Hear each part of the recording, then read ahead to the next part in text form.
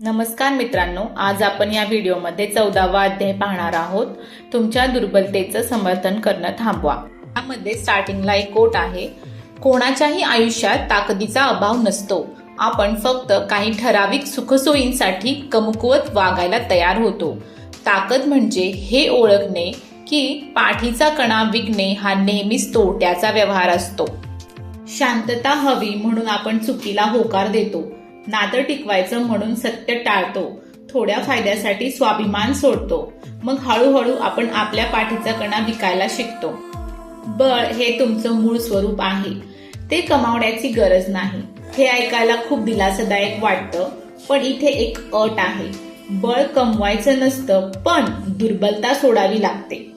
आपण नेहमी म्हणतो मला मजबूत व्हायचं आहे, पण खरं म्हणजे बळ आपल्यात आधीपासून आहे. आपण मजबूत नसतो असं नाही. आपण फक्त आपल्या सवयी, विचार, भीती आणि सबबी पकडून बसलेलो असतो. आपण आपल्या कमकुवतपणाचं समर्थन करत असतो. तुम्ही इतकी वर्ष नाजूक राहिलात ते फक्त यामुळे तुम्ही तुमच्या दुर्बलतेचं समर्थन करत राहिलात. मी असाच आहे, माझं नशीबच असं आहे, हे तर मानवी आहे. हळूहळू आपण त्या दुर्बलतेला सद्गुण समजायला लागतो. आपल्याकडे पहा, आपण आपल्या दुर्बलतेसाठी वाद घालतो, तिला सजवतो, तर्क देतो आणि तिला गुणधर्मासारखं रंगवतो. आपण स्वतःशी प्रामाणिक आहोत का? आपण आपल्या अशक्तपणाला पाठिंबा देतो, म्हणूनच तो वाढतो.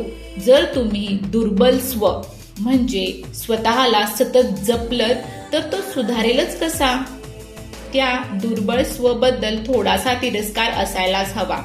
या सेल्फ लव्हच्या घोषणांच्या काळात हे बोलणं फॅशनेबल वाटणार नाही, पण वारंवार दिसणाऱ्या अनावश्यक अशक्तपणाबद्दल, दुर्बलतेबद्दल सौम्य किळस असायला हवी.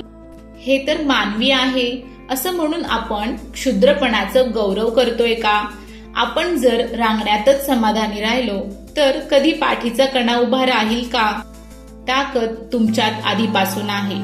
दुर्बलतेचं समर्थन करणं थांबवायचं आहे. स्वतःवर प्रेम करणे म्हणजे दुर्बलतेला जपणं नाही, तिला सोडण्याची हिंमत ठेवणं.